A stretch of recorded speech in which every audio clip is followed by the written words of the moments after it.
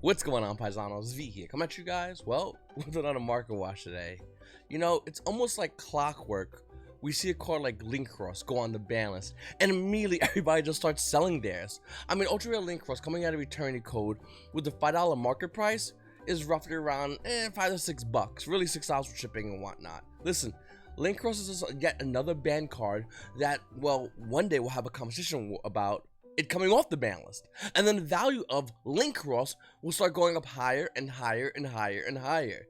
It's like everybody gets amnesia the day after the ban list and just starts throwing their cards on there, just forgetting the fact that these can one day go up in value. We see this what happened with a lot of other ban cards, and Link Cross is no difference.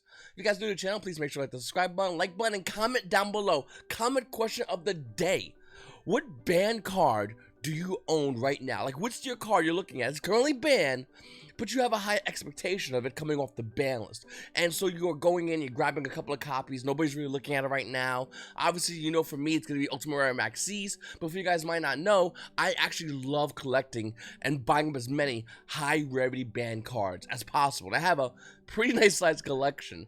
But for me, my personal beauty is definitely going to be Ulti Maxis. One Italian, one Spanish, one in English. Comment down below, let me know which one you have as far as, once again, ban cards, and why you like it, and why you think it can't come off the balance.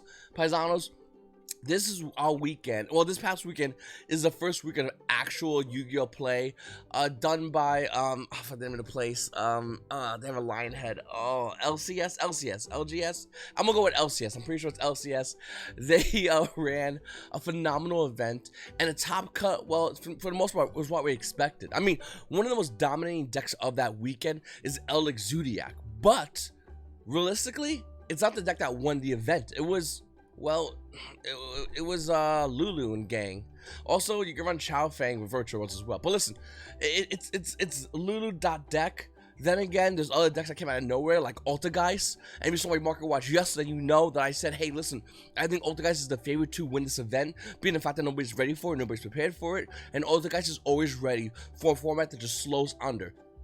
It can't be a heavy combo format. Just under heavy combo format, that's when Altergeist really works well, and this is their format. If you're an Altergeist player, time to wake up, boys. Stretch your arms. Practice that multi-faker after resolving evenly matched, both of which are at 3. You got your imperms. Start resolving those boys in conjunction with each other, because it's time to wake up and guys, gang it back up, boys. Listen, I think whether you like Altergeist or you don't like Altergeist, nevertheless, you have to understand that this is going to be a deck that you're going to be playing against. Obviously, we know it's going to be Virtual World. We know it's going to be Zodiac. We know it's going to be Dragons. We know it's going to be all these decks, and the meta is shifting. But you know what it tells us? Well, it tells us almost day one, despite the fact that we have these decks like Virtual World that can first turn put on 2 VFDs broken, it's not, well, it's not the end of the world. I mean, mid-range is here, and this is the kind of format we're in right now. We're in a very, very, very important format for a lot of Yu-Gi-Oh players to learn how to manage resources properly. I think that's something a lot of Yu-Gi-Oh players are going to start doing a lot more, being the fact that we are now, well, technically, not really today. It's tomorrow, I think, is when the ban is official. Nevertheless, tomorrow will be day one of mid-range format. Get ready for it, because it's going to be here. Going back and looking at Chao Fang, Phantom of the Yang Zing, there's a combo video that was recently released, and the card's out $25. My personal opinion, it doesn't really matter. I don't see this card being that crazy high in value. It is super rare, coming out of Cross Souls with a roughly around $4 market price, jumping to $25, but I really don't think this is going to be the be-all end-all card for Virtual World. Virtual World has a lot of great tech. Virtual World this weekend showed a lot of great tech, and the deck that won is no different. It showed a lot of great things the deck can do, and a lot of great ways to play the deck. You know, great play, a lot of play styles, and it's just yet another card in that toolbox that is Virtual World. We also have Firewall Dragon, and OG Firewall Dragon got an errata, and looking over here on TCG Player, the price spiked. With the release of an errata in OCG, it's only a matter of time before that errata hits here in the TCG.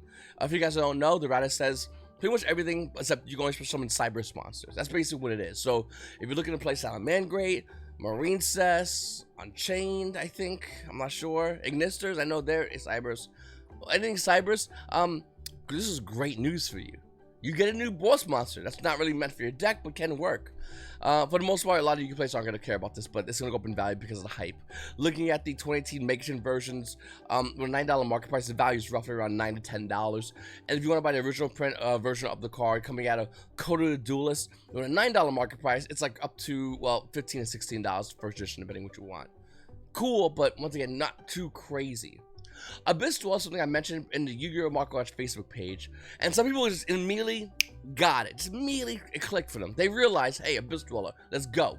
And then some people just, I guess, when you're lost in the sauce, you kind of forget what this card does. Spoiler alert, really good things. Well, if you're using it, if you're on the receiving end, it sucks. Abyss Dweller Ultimate Rare at an OTS Tournament Pack 13 is a card a lot of Yu-Gi-Oh! Players are going to start playing a lot of. No doubt in my mind, this card will inevitably see meta play as we pull away from OTS Tournament Pack 13. And the price will rise, but even despite that, OTS Tournament Pack 13 was, well, the COVID OTS pack. This is the OTS pack in which not a lot of players got access to. Being the fact that not a lot of players got access to, obviously, there's not a lot of these in the market. Well, compared to other OTS packs when we are going to locals. So what's going to happen? The value of Abyss Dweller, OTS 1 Pack 13, Ultimate Rare, is going to go higher, faster, due to the fact that a limited supply, well, to the player base. Look at the market price of the card, it's around $47. The value, well, $45 to $46.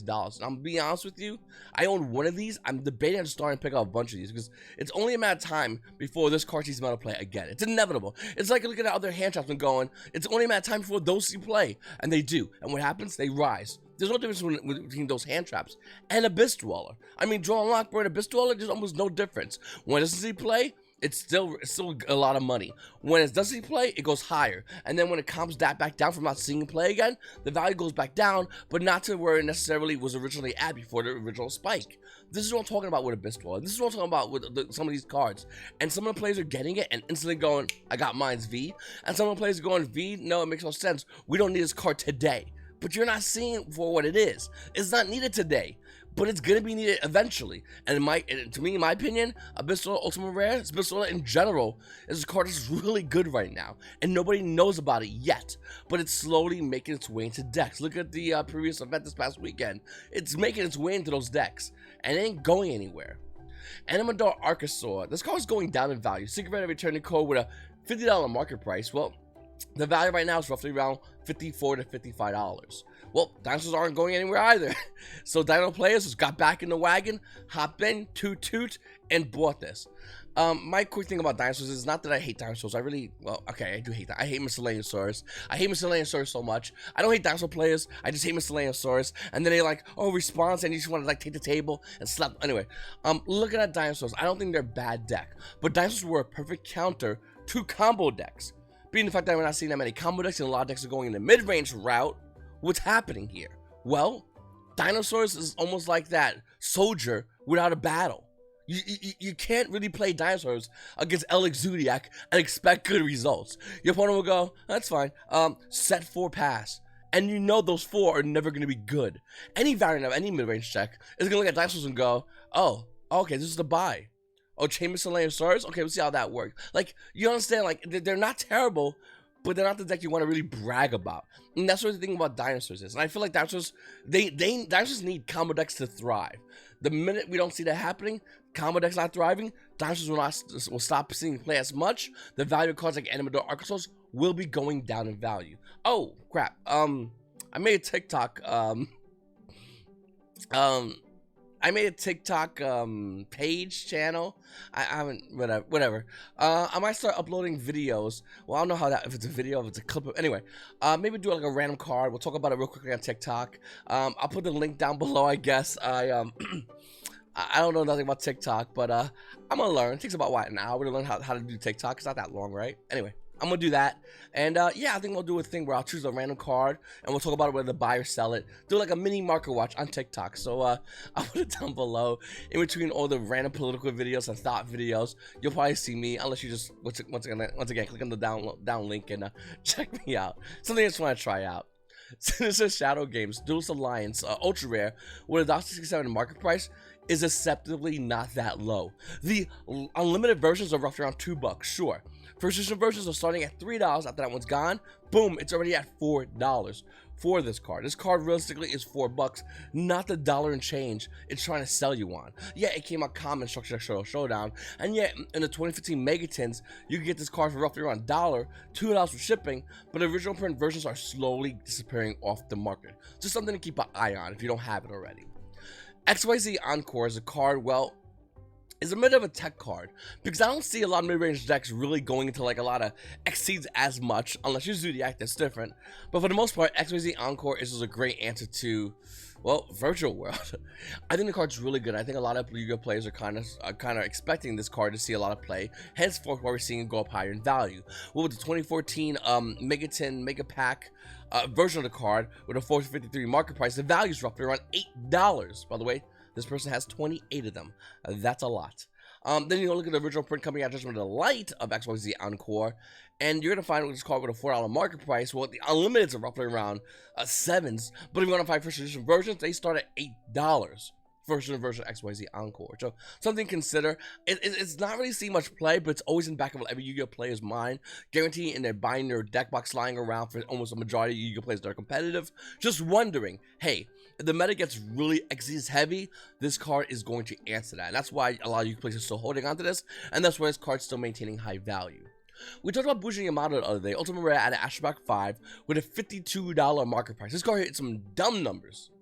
Well, it's kind of cooled down if you want to count cooldown being $44.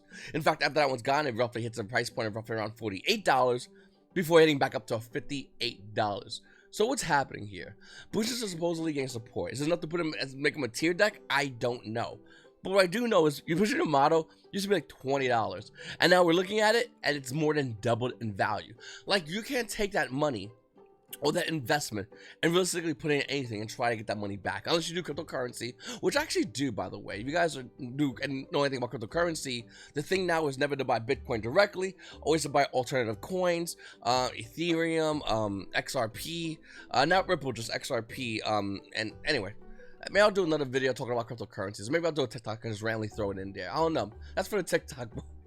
Anyway, Bujin model is definitely a card that has exponentially increased in price within a timeline of within a couple of years. Realize this card's been out since Ashback 5 and it's been low for a long while. But as the Yu-Gi-Oh game gets more hyped up, as Yu-Gi-Oh players get more involved in the market, as we see more collectors, you see what's happening. Everything's piling on, and this is yet another phenomenal example of that Yu-Gi-Oh player at your locals or wherever you talk to, or random Yu-Gi-Oh player that has a crappy binder, crappy terrain, anything, who just talks bad about, oh, the market's gonna crash in Yu-Gi-Oh. No, it's not. In fact, the market, technically speaking, is only stabilizing right now. And this is a stabilized market with sporadic hypes for certain cards, like we're seeing with Bujin Yamato. It's not going to maintain like this. It's going to get crazier. Cards are gonna get higher, and cards are gonna get harder for you to get. Once again, the Rarity Whore motto: if it's hard for you to get, I want it ×3. That's going to happen with a lot of Yu-Gi-Oh cards. We're at a standstill right now, stabilization period right now. It's going to get crazier. I really don't know, like, I'm not sure if my other Market Watch guys are talking about this or anyone's talking about this, but we are literally in the eye of the storm, and there's no end to the storm. That's how crazy it is. It's going to happen. The Yu-Gi-Oh market for collectors is going to boom. The Yu-Gi-Oh market for high-valued cards that are hard to get, like Bujin model, that's going to boom. And these are not going to be turned down. This card's not going back down to $20. It's just not going to happen. I'm just throwing it out there because I feel like a lot of people are just almost lying to themselves in a weird way by saying, yeah, this card will go back down to $12. No. What? No. What information you have? Oh, it's like a bubble. Bubbles pop. What the hell? What are you, retarded? The Yu-Gi-Oh market is not a bubble. It's not like the housing market. This ain't like the stock market crash in the 1920s. They work completely different from each other. You just can't get... Anyway, I could do a video about how, like, horrible of an example of saying this market's gonna crash and how, like, horrible an idea that is. It's like looking at Bitcoin. If anyone's into cryptocurrencies, back when it was like $6, then it was $75, then it was $200, and people kept saying, it's gonna crash, it's gonna crash, it's gonna crash, sell, sell, sell, sell, sell. And it didn't. Bitcoin's roughly around almost near $19,000 a coin, by the way. Just throwing it out there. All right. Chaos Ruler, the chaotic magical dragon. Cigarette only printing out of price. A dual ruler, $12 market price. Well, it's roughly around $12. Why am I showing this card? Because on release from Rise of the Duelist, the card quickly spiked down to $6. Went up to $11 because one, this card's amazing, and two, this card does not have play in the main decks, but has sporadic play in a lot of the tier 1.5 and even tier 2 decks. It's a phenomenal card waiting for a deck to fit into it to make it broken. This card, in my opinion, I really do think so, will ultimately be in a tier 1 deck one day. Kind of is for some players if you ask them around, but ultimately, like universally, tier 1. 5 Formation Tenki Ultimate Rare at an Ash Pack 3 at $116 market price is roughly around $125 a copy. $125 a copy for each Ultimate Rare 5 Formation Tenki. Please go back to my previous market watches and saw when I was talking about this card when it was $20. Read the comments, laugh, go back up to me, and just see me yelling in front of my camera going, why is nobody seeing what I'm like? This is obvious to anybody with a brain. This card should not be $20. This makes absolutely no sense. Listen, what I think is going to happen ultimately is eventually Zodiac's going to get replaced. I think Konami's for a while won't have Beast Warriors be a good deck. I think we can agree on that, right? It'll happen eventually. Will this card go back down to $20? No. In fact, this card will more likely go back down to a price point of stabilizing, I'm going to say $80. I think 80, 60 is crazy. That's for like Konami doesn't do anything for like years. I'm talking like 4 or 5 years.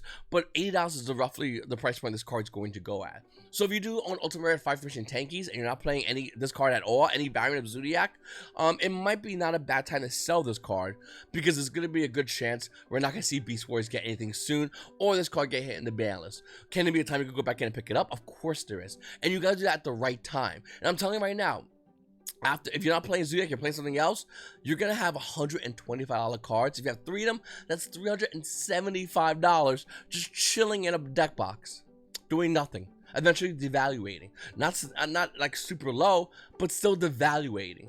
The price point, probably like I said, if it goes to 80, will be roughly around $240. It's a pretty big chunk of change. You're just letting turn to dust. So I think this is a great card to sell if you're not playing this card at all, this Ultimate Rare.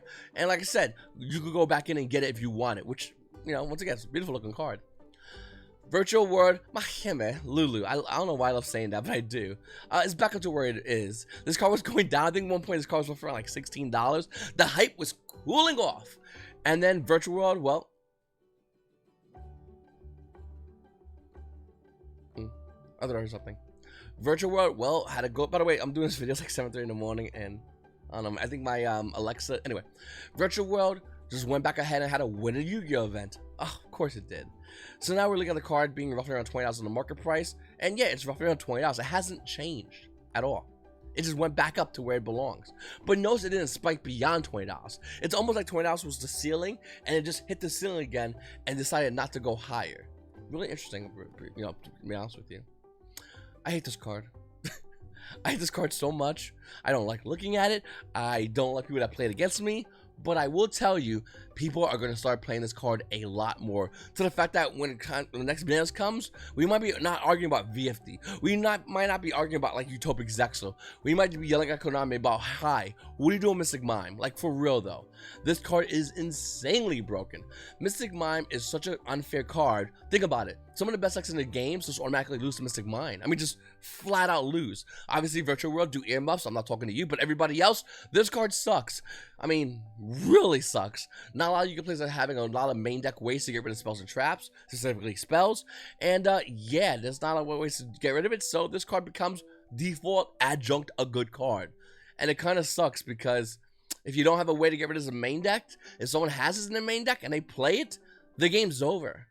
They could deck you out, they could try playing around you, or they could try doing some goofy little play. I mean, hey, listen, my guys' friends, personal spoofing and a Melseek on board, Melseek attacks you directly 500 damage, and spoofing allows you to take the Melseek, put it back in the deck, and that any other guy's card back into your hand. That's messed up. That's not funny, but it is crazy when you get to do that play, and your opponent's just going, ugh, and you're like, yeah, it's gross, but I'm still gonna do it. Up next, guys, we have, well, Elix. Now, obviously, Elix going I talked about it yesterday when it was going to be roughly around $42. You see it over here. But look how crazy this is. Curse Elden was a random throwaway card. I remember seeing a deck file not too long ago. I forgot where. It was an Elix, something build. It was probably about a month ago, maybe a little more than a month ago. And the guy was literally saying, in the deck profile, don't worry about, he was talking about like card and prices and how much his deck is worth. And one of the things he said was, don't worry about Curse Ellen, it's a throwaway card. This is specifically what he says. Your friends will just give you that card. And now we're looking at Curse Ellen, and there's 7 listings on this card, super rare, Secret Slayers, and it's $27. Why is this card not going down? Like, people start looking through your bulk. This is $27 super rare, doing nothing. Sell this as fast as possible. I know I said to sell it was like 15. I know I said to sell it was 20. But for real though, everyone needs to like get over this card and start selling as fast as possible. Elixir the Black Awakening, by the way, is a card that you might need a one-of, kind of, possibly sorter. With a $21 market price, the value is still roughly around $21. It hit the ceiling. But looking at, once again, Curse Ellen, this card's insane, but is it $26 insane? No, not even close. And then let's look at Justice Impact. So obviously Justice Impact is going to finally be released here in the TCG, and everyone's going to be rushing to wherever they can to grab these cards. A lot of you players are excited to play Drytons, and if I had a guess, this weekend coming up, we're going to have Extravaganza. A lot of Yu-Gi-Oh players are going to be losing to, well, Drytons, because they don't know how to play it. Lack of knowledge, which obviously is an advantage to anyone playing Drytons. But Yu-Gi-Oh players are also going to be losing with this deck because they think it's bigger and better than what it really is. And even though, don't get me wrong, I think Drytons is a phenomenal deck. I mean, it's a crazy good deck and a very difficult deck to play. It's also a deck that, well, if you know how to play against it, you have a ton of advantage. It's kind of like playing against Magical Musketeers. You don't know how to play against Musketeers, you're going to lose so fast. The minute you know how to play against Musketeers, that matchup is insanely easy. And looking at Justice Impact, where's the value?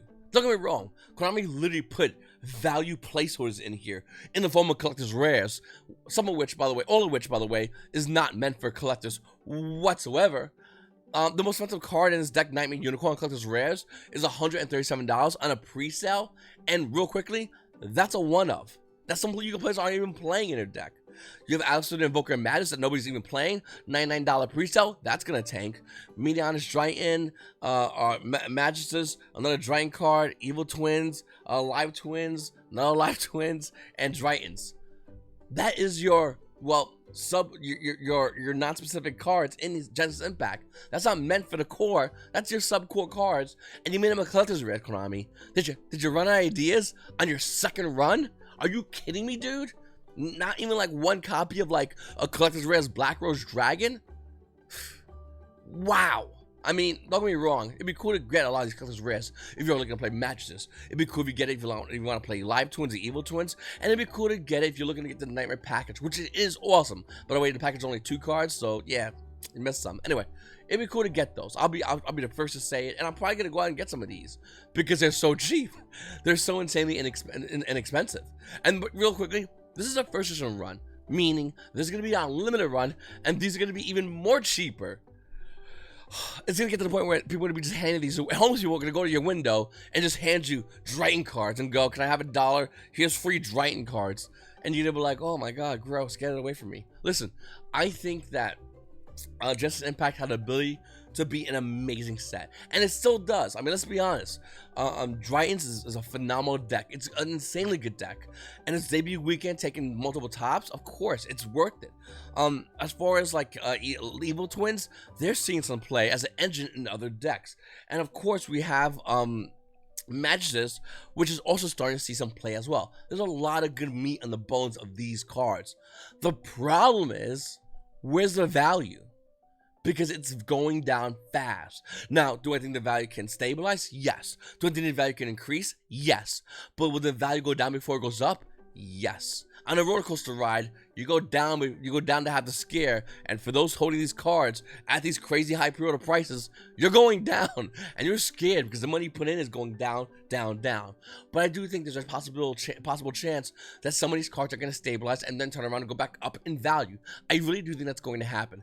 I don't know what's it going to be, though. I don't know if it's going to be Dryton that's going to outlast. I don't know if it's going to be the Evil Twins, and I don't know if it's going to be Magistus. Those are the 3 things I don't know. But what I do know is there's still value in this set It's just finding the right value at the right time. Going in and buying the cars strategically instead of going in and just buying everything as soon as possible and going, this is all going to be good. It's not how that works. You have to be very specific and very strategic in how you make your buys, or else you're going to lose money. Ask any stock investor, hey, I want to buy a bunch of these stocks. They'll go, okay. The first question would be, when? Because if you do it all at the same time, there's a good chance you're going to lose money. But if you figure out when, at the right time, at the right quarter, then there's money to be made. But you have to know when to strike like a ninja. Don't be that fool going in and buying 18 boxes and then cracking them and just trying to not sell everything. There's things you gotta get rid of to make your money back. There's things you gotta hold because it's gonna go up in value. And as time goes on, and these market watches, I'll talk about them, I promise you. Because there's a lot about this set that we're about to dive into. We just got to the front door and there's so much more in Genesis Impacts. Anyway, Paisanos, I really appreciate you guys watching my videos. Please, make sure to hit the subscribe button, like button. And I'm not too old for TikTok, am I? Let me know, because I feel stupid saying TikTok. Yeah, that's it. Links will be down below. I really appreciate you guys watching my videos. It's your boy V, and your Paisanos. You guys have a great day.